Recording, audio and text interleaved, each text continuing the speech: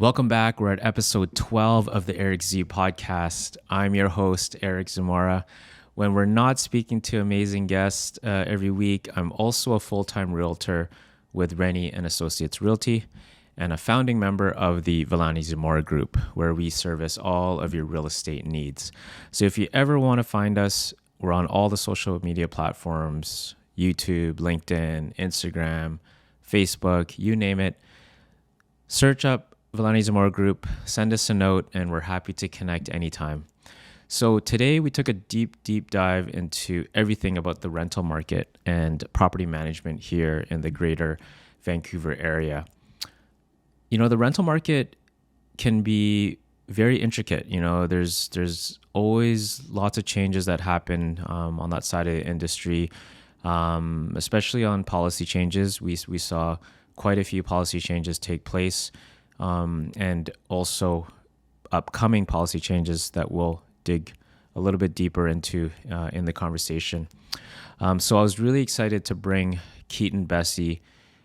Keaton runs and owns and operates a very successful property management company. You know, he's just been such a source of knowledge, and his experience goes a long way for his clients. So today we definitely got a chance to get his insights into what's happening out in the rental market out there, and also go over like the processes, like how does it even work? You know, if it was something that I was interested in hiring Keaton and his team to assist with a property. So hope you enjoy this episode. Let's get right into it. All right, we have a jam-packed episode here, episode 12 of the Eric Z podcast. And we're going to dive into and explore everything about the rental market in the lower mainland of BC, Greater Vancouver. And so excited to welcome a titan in the industry. I like to say so. He's been doing this for a very long time, and one of the most knowledgeable out there, hands down. So just want to welcome Keaton Bessey. Thank you for being here. Thanks, Eric. Happy to be here. Awesome. Chatting with you. Yeah, right on. So obviously we have so much to talk about. The rental market has so much detail to it, and in terms of understanding the landscape of it. But before we get into that, I actually just really want to talk about, you know, your background. Who is Keaton Bessey before property management, before the rental market? Well, I came from the restaurant industry, so hospitality. Okay. Spent about 13, 14 years with, you know, from McDonald's as soon as I got my social insurance number, to food, like frozen packing and stuff, and then into running large, like high revenue restaurants. And after too much work and not enough growth personally in those spaces, just financially, honestly, lots of personal growth, not a lot of financial growth, decided to look at a career change. And my family's been in property management, real estate development, like way before I was even my existence was even a concept. And so my dad was in property management, and we chatted, and he said, well, come over to the company that he was working at and see how you like that. Okay. Yeah. See, I didn't know that. Yeah. Are your parents still in the industry practicing? No. My dad retired like 4 years ago, I guess. But okay. Yeah, he was doing it for 30 years at the company he was at, and then probably 10 or 15 at the parents' company, the grandparents' company. So. Oh, okay. So this is very generational. Yeah. Like awesome. I was born in a rental property. My dad was the caretaker of, and that's where it started. So wow, that's incredible. So with the restaurants, were you mentioned you're running? Was that on the management side, or did you own a restaurant? Or no ownership. Yeah. Okay. A lot of the listeners are going to know about Joey's and Earl's and Cat stuff. So I was at Joey's for 7 years and went from washing dishes and parking cars, valet. That's where I met my wife, parking cars and stuff.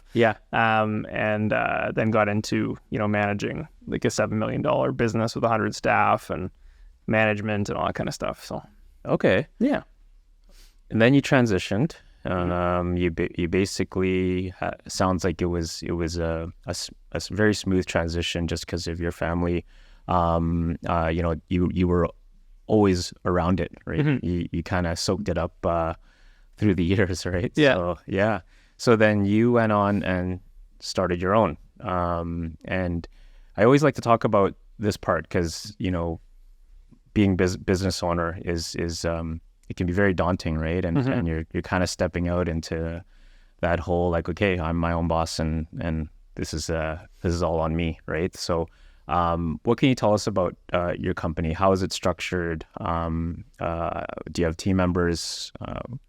What's your current sort of setup? Yeah, for sure. So from going to from restaurants to property management, I spent 6 years in a national like gigantic firm, right? And from there, I learned a lot about what the whole industry actually was like on the ground. And from there, that company was doing multifamily like strata and rental management, so buildings, right, and facilities management, all that kind of stuff. All third party, so we didn't own anything. It was all clients that owned the stuff, and then we manage it for them. From there, I noticed that there was a lot of people who would reach out to the company to get their condo rented or their house rented, because the company I was at ranked very high on rental property management, but we were looking for those building owners, not the condo individual owners and that kind of stuff. So I had our executive assistant start sending me the people that called the front desk. And I asked her how often they got these calls, and she said like once a day. And I'm like, sure. It's like, send them to me going forward, like just to see what's happening. Right. End of the month, it had 25 or 30, names and numbers, quick conversations. So it's like, okay, there's obviously a need here. Looked into the, CMHC data and just the way condo construction has trended instead of rental building construction, those kind of things. And it was very clear that this is where the market was going. It was like tenants are going to be going into individual units owned by the small consumer real estate investor, we call them. Okay. And so that's where I wanted to start my company. I started trying to build that division inside the company. Yes. With the owner and getting profit sharing and stuff, and they weren't interested. So I said, okay, I'm just going to go do this myself. Okay. So I went and worked as a property manager directly as an employee of a developer who owned like a mall. So I didn't have to have my license. Like I was licensed, but it wasn't at a brokerage. And so I could work for them as an employee, as a property manager, give them real estate advice, everything, but I'm an employee. Right. Directly with the owner of the property, which is completely legal. Same thing as like a caretaker in a building. Sure. The same thing. They sign leases, whatever. They do a good job, employer fires them. Right. Right. And so I did that for about 5 months. I was in New West actually. And I was also writing my managing broker's license so I could open a brokerage, because I don't want to be, I'm already beholden to the CRA and the BCFSA or the Real Estate Council at the time. Okay. And just wanted to have my own brokerage. So set up the brokerage once I got my license, and then started from scratch, building up clients and from there. So, yeah. So was it just you had a stronger interest in that side of property management where you have a brokerage rather than working for like the employer? Different kind of line of work, I guess. Yeah, I went from Joey's to Gateway, and then left Gateway, went back to Joey's because I thought I made a mistake doing that, and then I was like, no, and then I went back to Gateway. Okay. And after that, hopping back and forth, and it was always like promotions and moving up and stuff because there's an opportunity back. After all that, I realized it's not the company, it's not the people I work with, it's me. I don't want to work for anybody else. Got it. And that was the obvious solution. Yes. And that still holds true today. I love it. World's worst employee, right? I want to work for myself.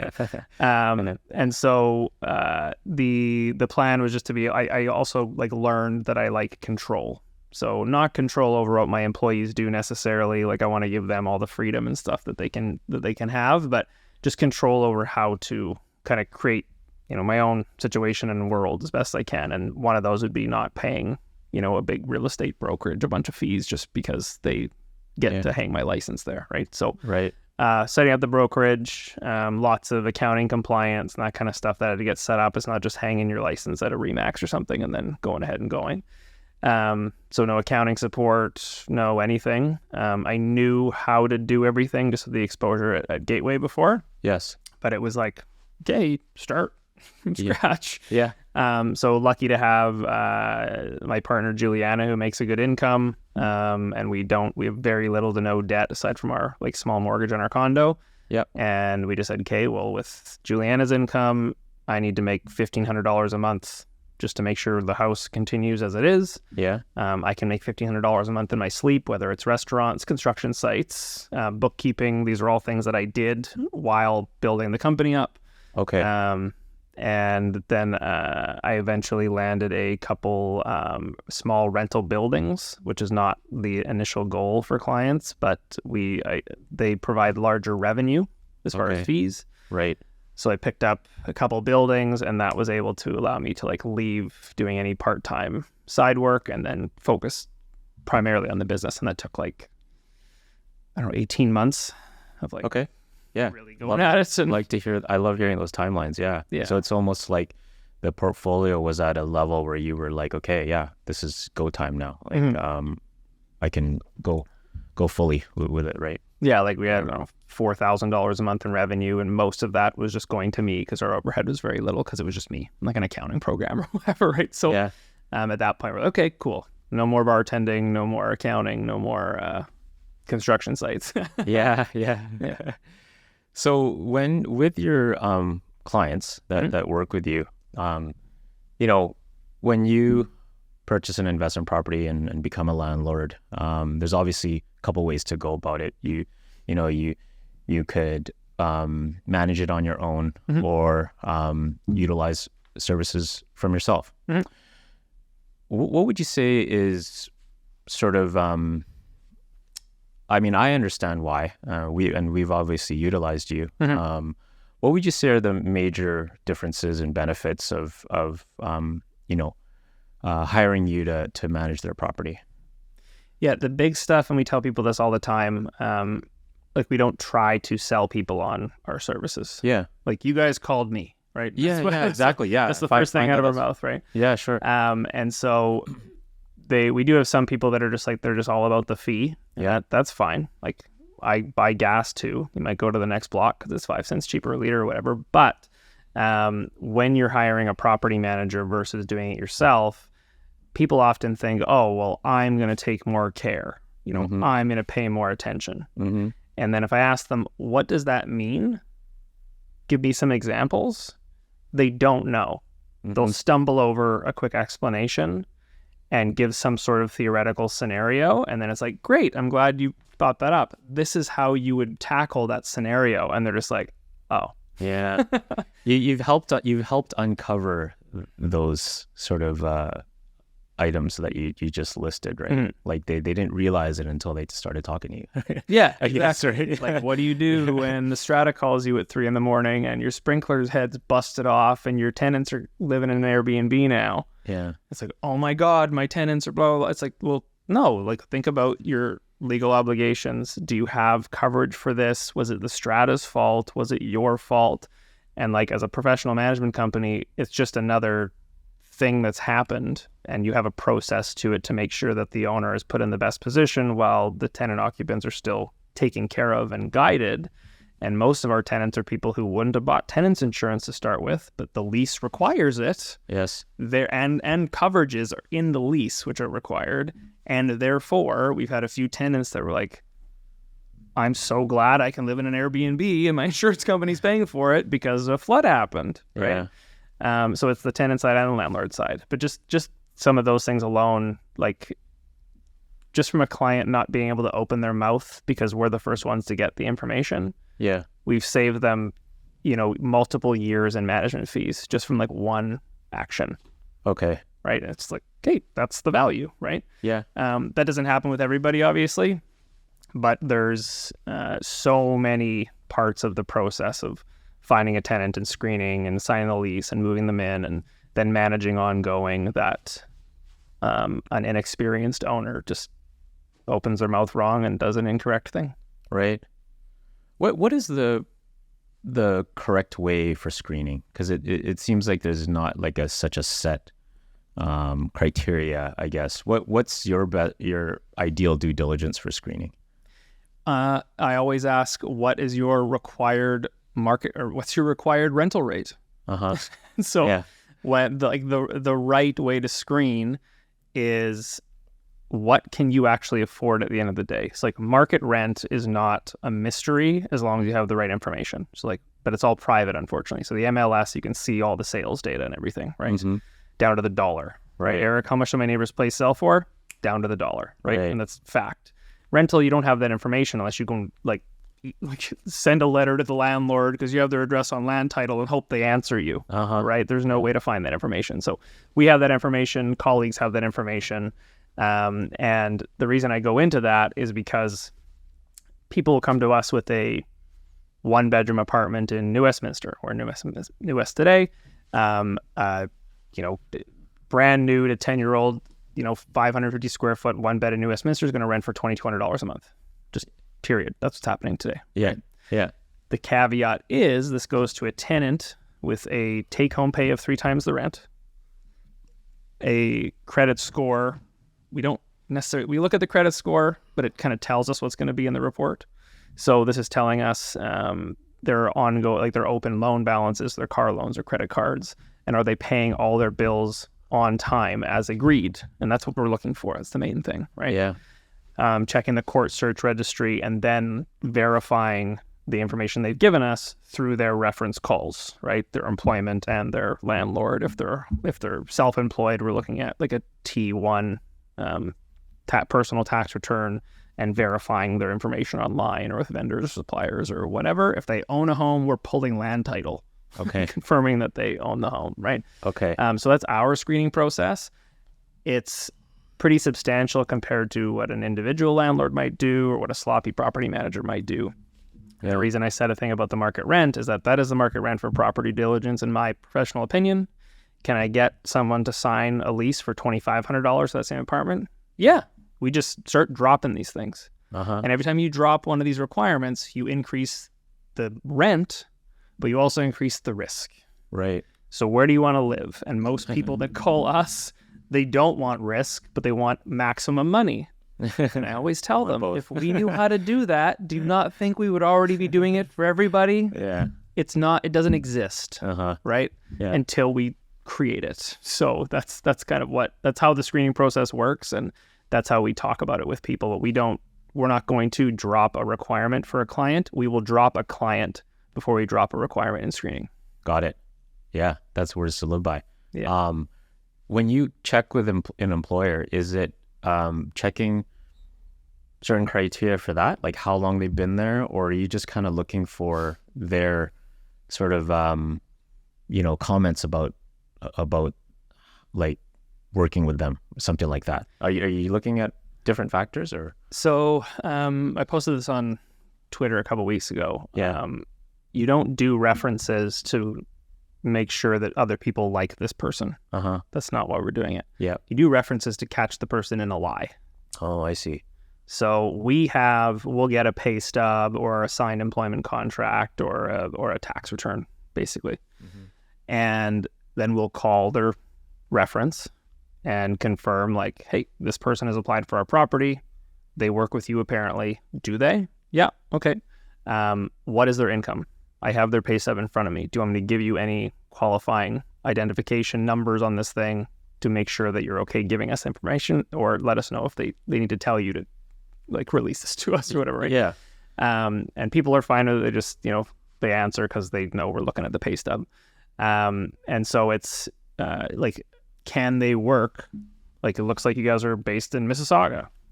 They're applying in New Westminster. Can they work in New Westminster and still have their job? Yeah, of course. We're all remote, blah, blah, blah. Yeah, sure. And they're like a sales company, like a tech or a salesperson for a tech company or something, right? Yeah, makes sense. Good. Okay. Yeah. And that's basically it. We're just trying to catch them in a lie. Okay. Same with the landlord reference. Different questions, but same with the landlord reference. Oh, okay. I see. We'll also look up the reference on like LinkedIn, for example. So recently we had a fraud where we actually signed a lease with them, received the security deposit and certified funds, and then got into the unit to do the move-in, and they provided fake ID. right? Oh, And we had verified their references online as well, because they had online profiles for all their references, multiple ones, and they worked in the Fraser Health. And then we looked deeper into it, realized everyone that works at Fraser Health that has a LinkedIn profile is like built out. Like these are obviously people, and these ones were pretty new profiles with photos and some information, but like no connections, no anything. And it's like, okay, so these fraudsters are getting deeper and deeper and deeper.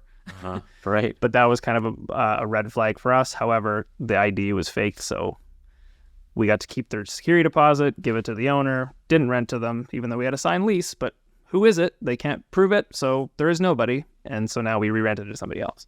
Wow. Yeah. Okay. Yeah. So, yeah, that definitely illustrates the value and, and the benefit. Yeah. You know, having someone with you in your company in their corner to do that. So Yeah, we literally just called the owner, said, hey, the person we rented to is not the person we thought. Yeah. So here's their deposit. That's your money. And then we had more applications and offers coming in the following week. And they're like, oh, so what do I do with this? Like, it's yours. We don't know whose it is. Yeah. So it's like, Yeah. but it's certified funds. It's done. Here it is. Right. She's like, okay.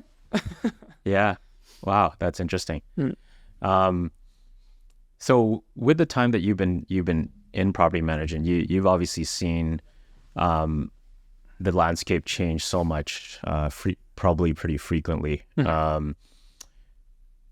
With the last couple of years, obviously the talk of the town was interest rates, and the relationship between interest rates had an impact on the rental market, right?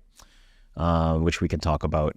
So would like to see your take on that. I mean, we definitely saw with rates that increased so aggressively, you know, with myself on the real estate sales side, we saw that it had an impact on consumers' decision whether, you know, they were going to buy at that point in time, or, you know, maybe let's take a little bit of a breather and let's rent for now and then let's revisit, right?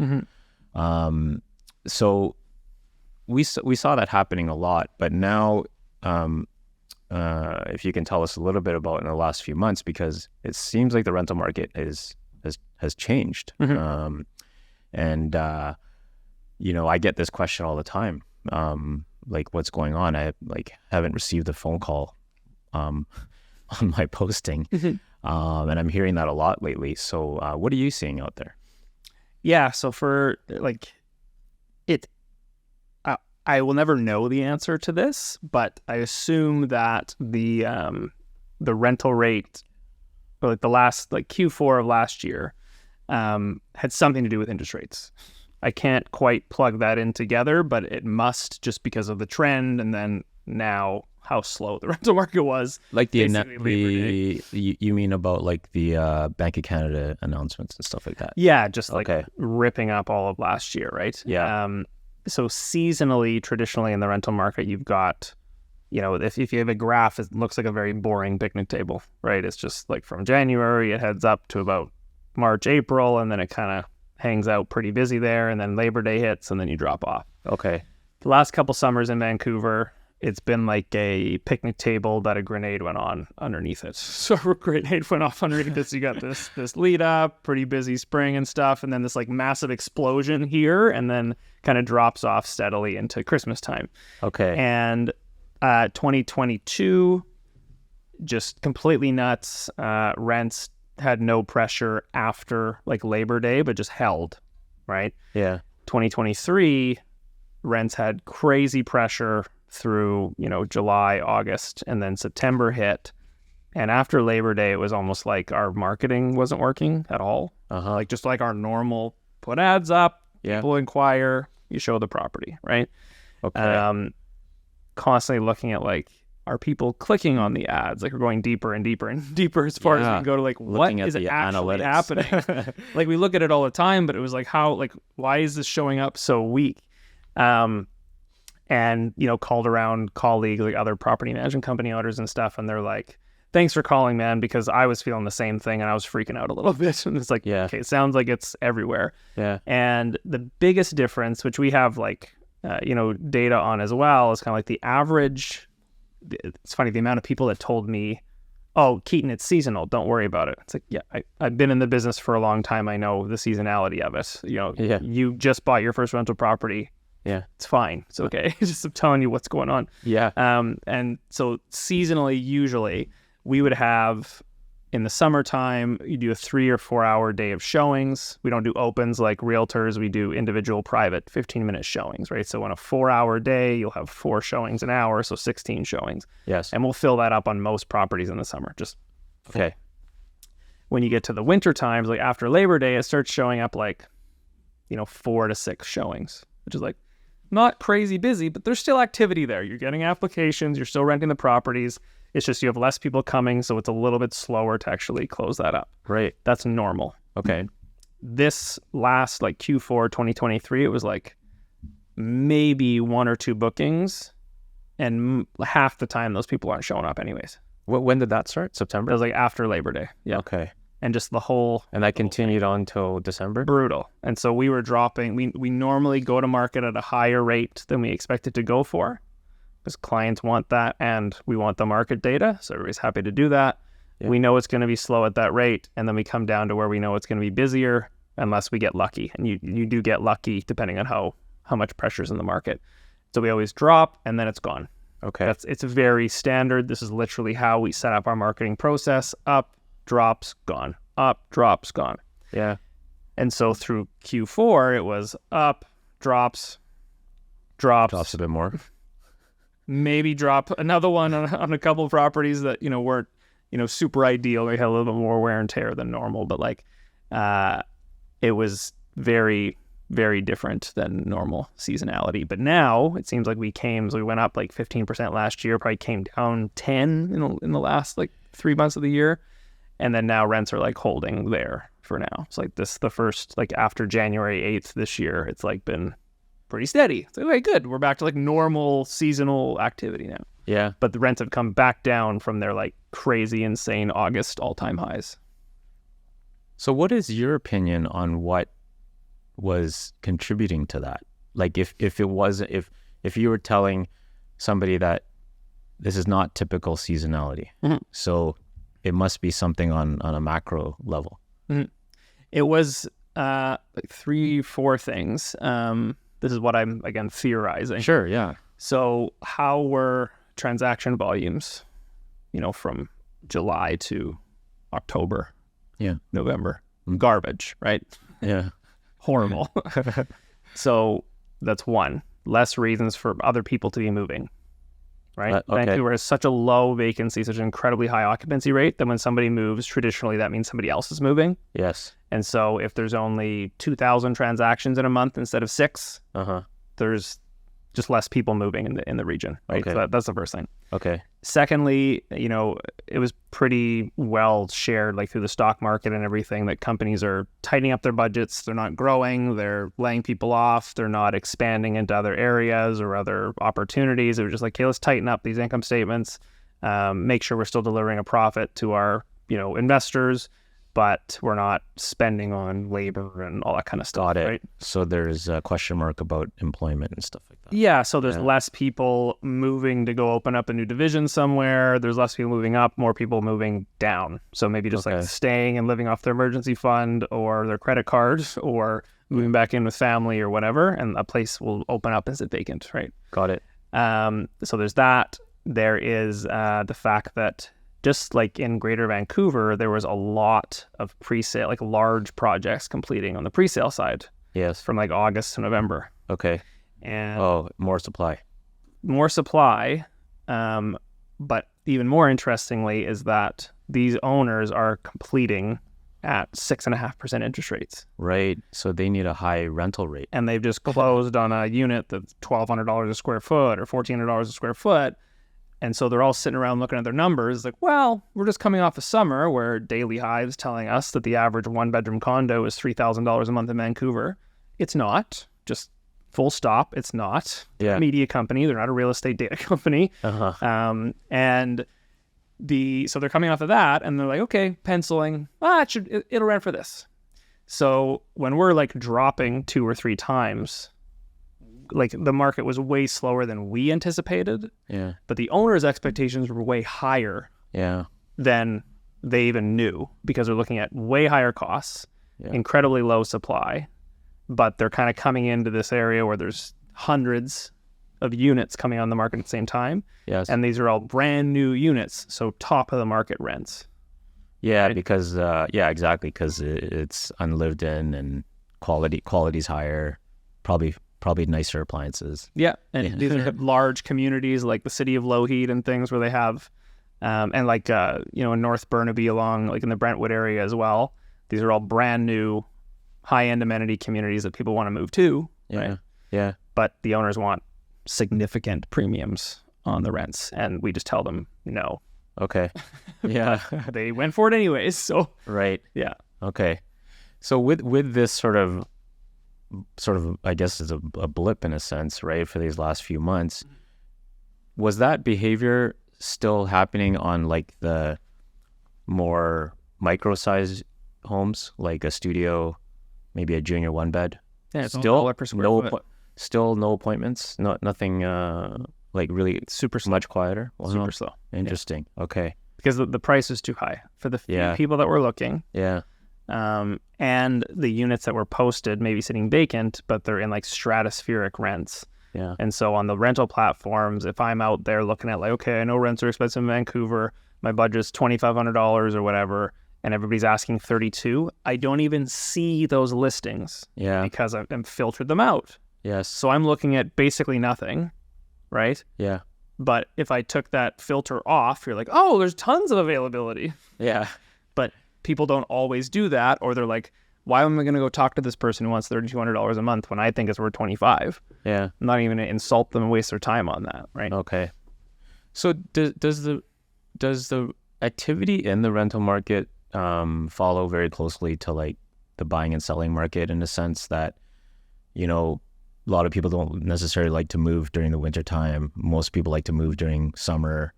Maybe it's around the school schedule.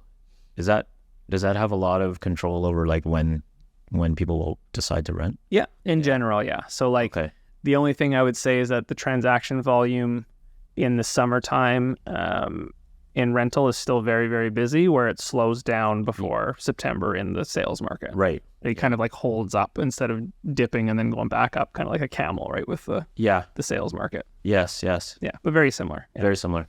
Okay. Yeah. Okay. On your side of the business, you've also seen so much change in terms of policy, which we could probably talk quite a long time about.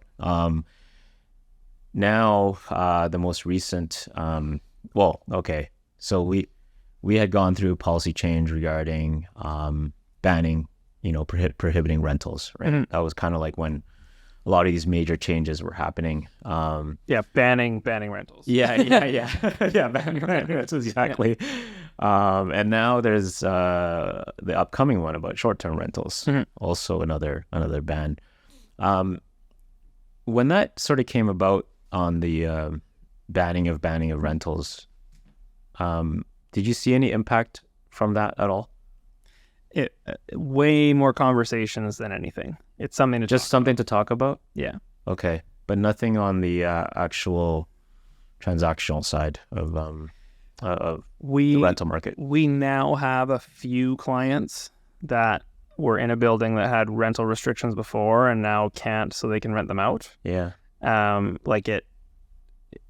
It's going to release some supply over time, but a lot of these are also situational as well. Yeah. What I find, I'm not huge into politics or anything. Yeah. However, it's very obvious that both of these things are like they cause way more conversation than they cause homes to come down in value or homes to be built or homes to be available. It doesn't do much. Right. The banning of Strata's not being able to ban rentals anymore, put restrictions on rentals.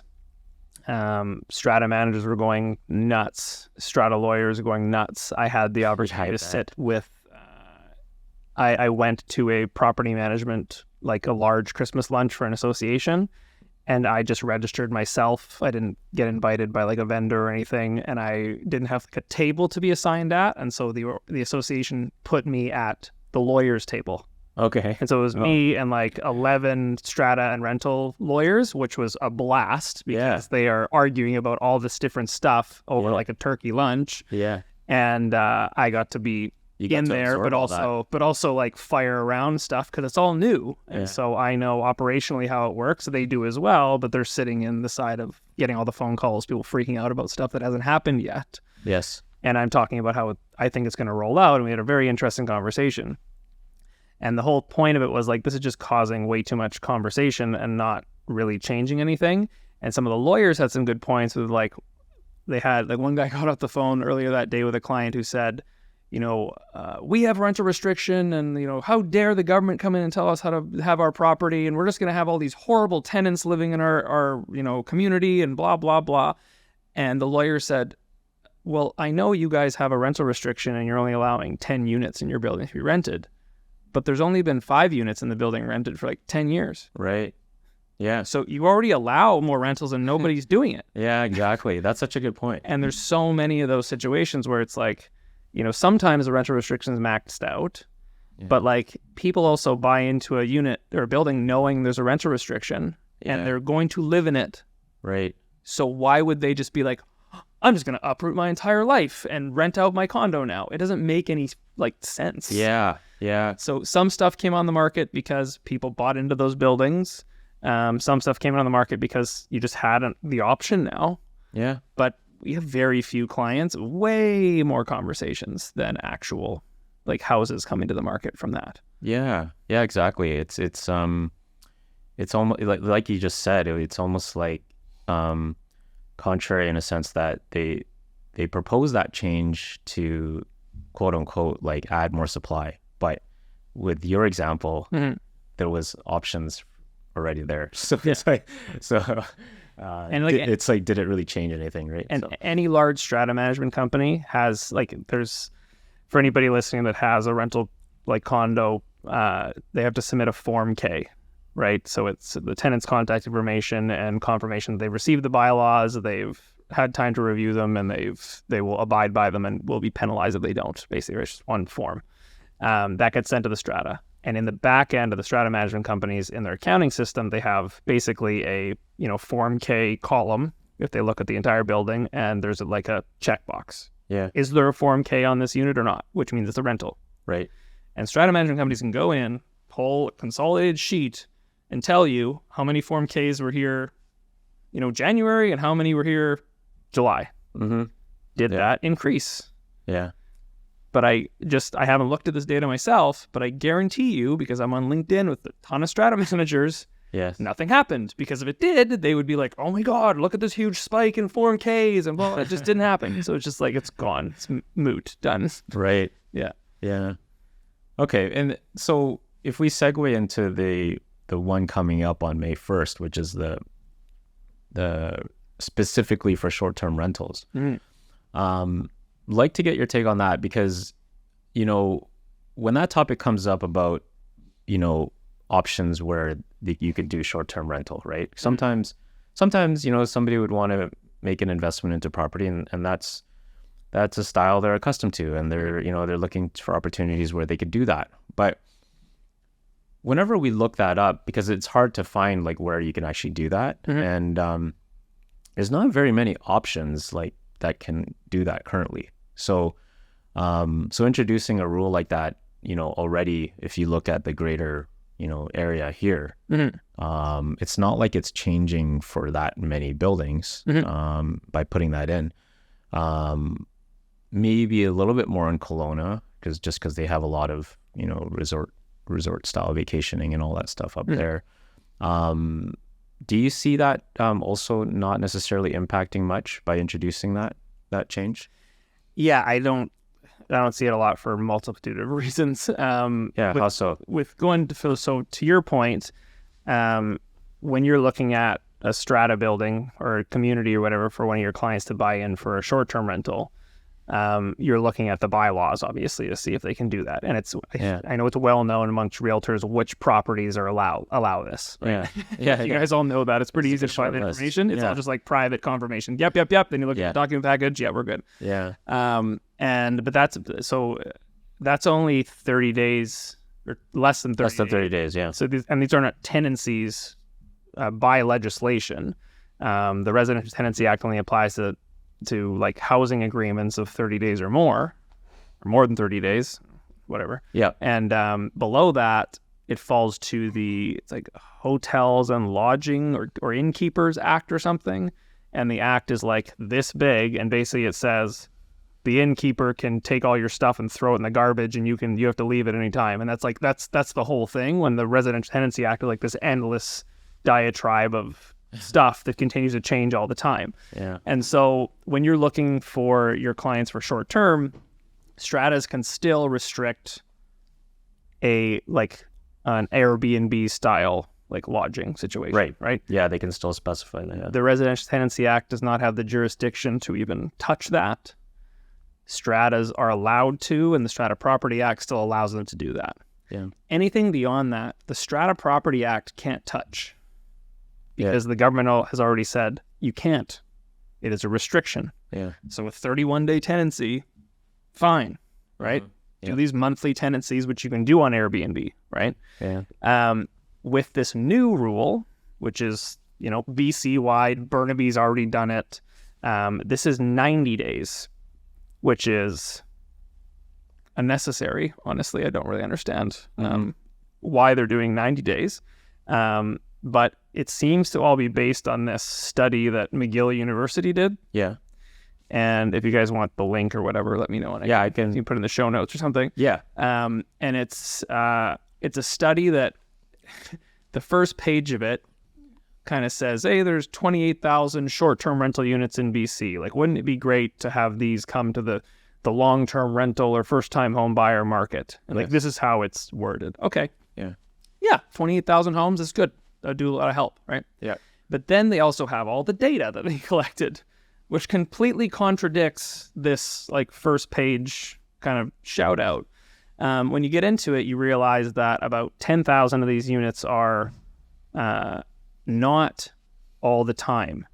So they would have counted like, you live here and say you guys went on vacation for 6 weeks or something to celebrate an anniversary or whatever, right? Yeah. Pretty standard stuff that people will do. Yeah. And you're like, you know what? We live in, Greater Vancouver. We can rent this place out for the month. Let's just put it up on Airbnb and see how it goes. See if we can subsidize our vacation a bit. If not, whatever, right? So you do that once. Yeah. Because you're not going on a 6-week vacation to Europe every year. But so that would go into the study. The data. Right? Yeah. So yeah. that doesn't count because you live here. This is your home. Right? Right. Done. Yeah. So that, like 10,000 units, it's like 10 or 8 gone, right? Okay. So now we're down to 18,000, if you will. Yes. And then you start breaking it out. Well, how many of these units are in like communities that require heavy tourism?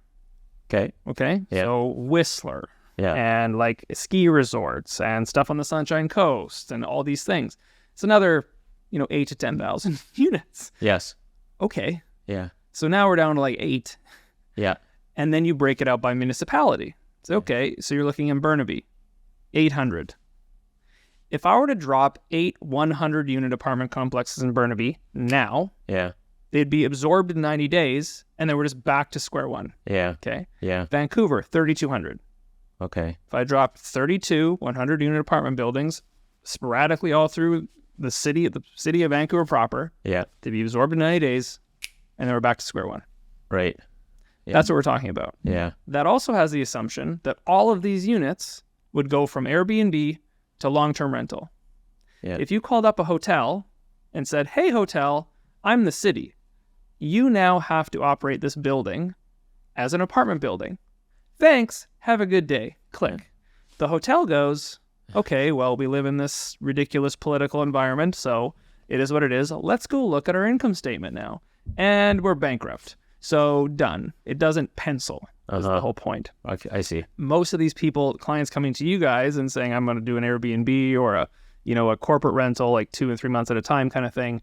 They're looking at revenues based on that business model. It's very different than the long-term rental rate, furnished, right? Right. And so their numbers have to match that, lending and everything. And if it doesn't pencil, they have to sell it.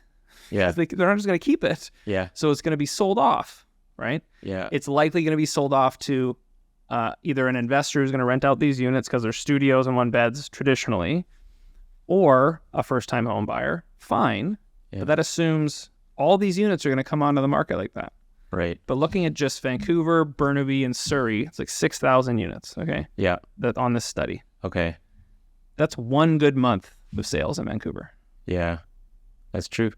Nothing. This does nothing. Yeah. What's also very interesting about this is that I've had so many conversations with professionals about this, or on Twitter, or at real estate offices and everything. Yeah.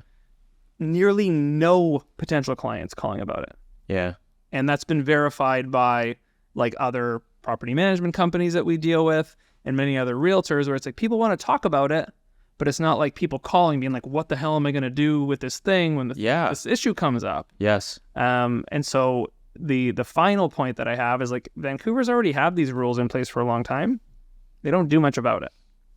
So That's how is true. the province going to, do a better job than the municipality, which has more access to these people, more information to stop them from doing anything? I'm not encouraging anybody to skirt the rules and potentially risk the $50,000 fines, which they can hand out. Yeah. But it's just like, More you're doing that more from a realist, like real reality kind of standpoint. yeah, it's just like, again, like I said with the last restriction with the stratas not being allowed to restrict rentals, 6 months from now, we're just going to forget this is a thing. It's this huge, complicated problem that if the government changes, they're just going to strike the whole thing out anyways. Yeah. So we're talking about a bunch of nothing just to do nothing, right? Like, yeah. So, Yeah. yeah. Yeah. No, those are really good points. With the last thing I wanted to talk about was the rental rates. Mm-hmm. I think BC tops with Vancouver Burnaby. Is that right? Burnaby's number 2 now. And then, so yeah. And all my fault, by the way, apparently, with how some people. oh yeah, okay. Greedy landlord, property managers. Yes, I moved the housing market single-handedly. Right. Yeah.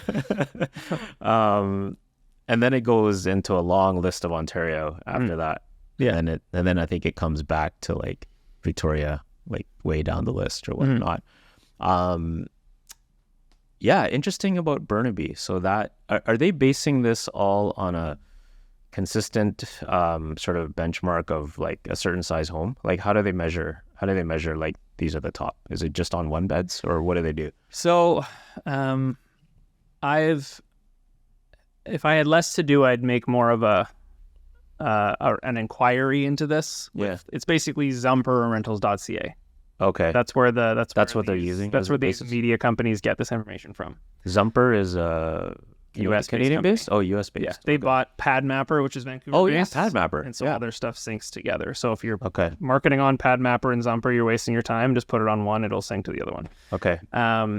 But they release these rental reports, and it's all public information. Just Google rentals.ca rental report or Zumper rental report, and you can go into these reports. Yeah. The reports are not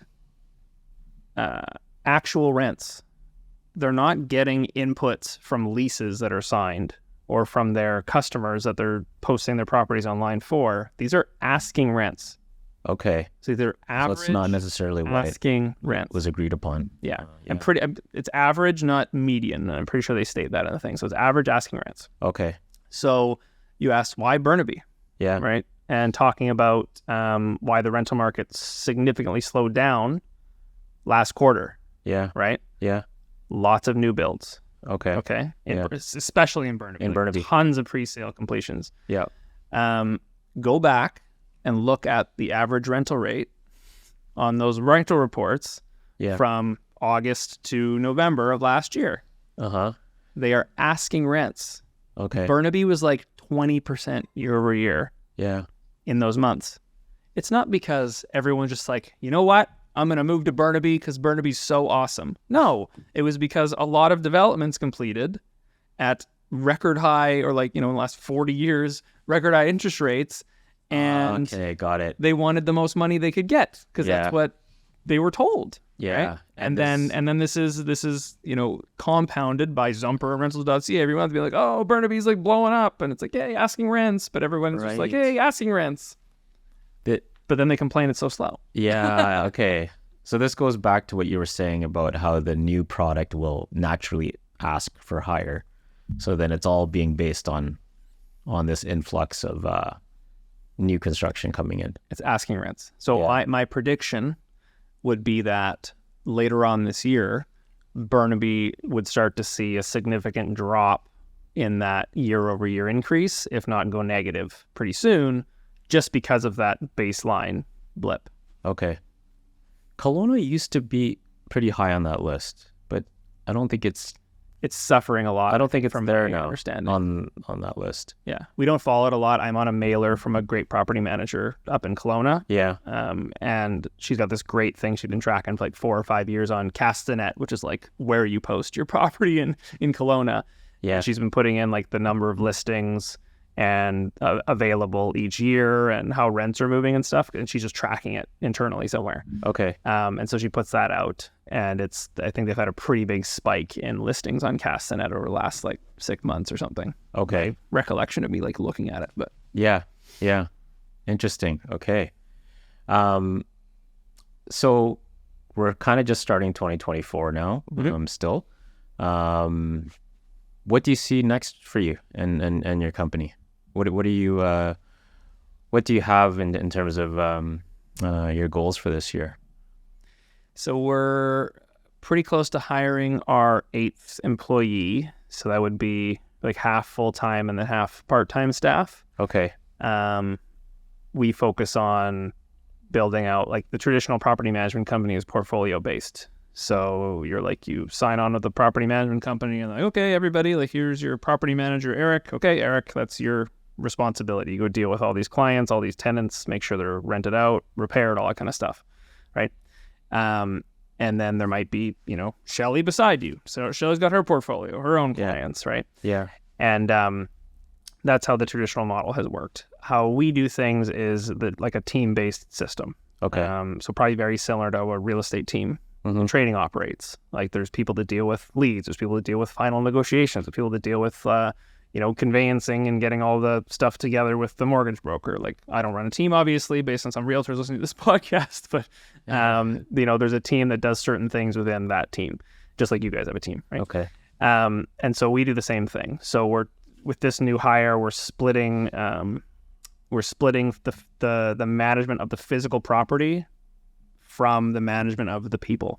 Okay. Right. And so operationally, how that works is move-ins and move-outs, periodic inspections, maintenance requests, vendor management, emergencies, all that kind of stuff is going to be managed by like a maintenance manager who will be a licensed property manager with a support role as well. And they just own all the metrics and timing and delivery of all that. Yeah. And then the other side of the team is like closing up leases and screening and marketing, inside sales, the kind of client executive and like people touch points on the bigger items. Yeah. And so excited about kind of siloing those two areas. We obviously work very collaboratively, as a team, but that's going to be a big move to kind of make everybody's jobs just more specific and make them very, very good at these roles. Yeah. And then help us grow even faster, because when you get better at things, you have more capacity. So our like units per person will just continue to grow, like our ability to serve more and more clients more effectively, right? Yeah. So that's probably the big thing that's going to happen this year for us. I like that structure. If somebody wants to just kind of consider this option of working with you and they're not sure what they want to do, but they just kind of want to talk to somebody, can they do that? Can they just reach out to you and how do they connect with you? Like, what would that be? Yep. So my calendar, my open calendar for a 15-minute call is like kind of randomly wherever we are on the internet. So we have our website, we have my Twitter profile. Okay. And it's probably elsewhere out there as well. Okay. Yeah. So the website, if you're looking at considering property management services, our website's gvantpm.com, right? Yeah.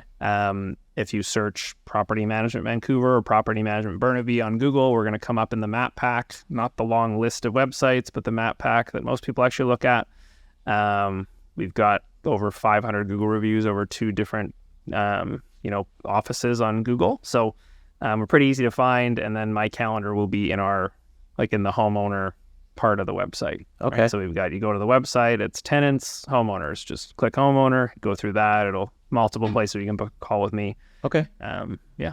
Okay. So just 15-minute, no obligation call. Totally easy. There's no charge. Got plenty of people who plenty of people who call that just want to do it themselves, and I'm happy to like share however we do things. We've done that, and then people go do it and they screw it up, and then they call us back, and then they hire us because they realize how badly they've screwed it up. Yeah. Some basic guidance.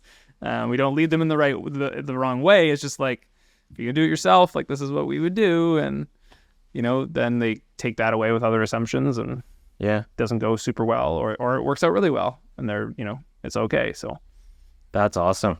yeah. So yeah, you heard it here. Hit up Grant. Is it Grant?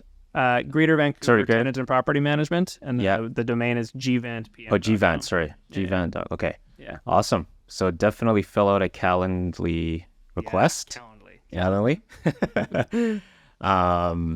Man, thank you for being here. I definitely admire and have a great appreciation for everything you've done and built with your company. Obviously Shelley and I have utilized you so much, and you've just been a great source of knowledge to us and to everybody. So congratulations on everything, all your success. And hopefully we can do another recap on the market. Anytime you got rental questions, reach out, and that goes for any other realtors in your world. If they want to just call me up for a chat about what's going on, so they can better inform their clients. We do not have a trading license. We cannot sell your clients' properties. Okay. We cannot buy properties on behalf of your clients. It's public information. Yes. So we're happy to work with you, just like a good cleaning company or a good photographer or a good mortgage broker. That's what we're here for, and we're here to make sure that you do very well at the trading side, and you have us to inquire about the rental side when stuff comes up. So Awesome. yeah, Reach out to Keaton. damn straight. Thanks for being here. Thanks, Eric. Cheers.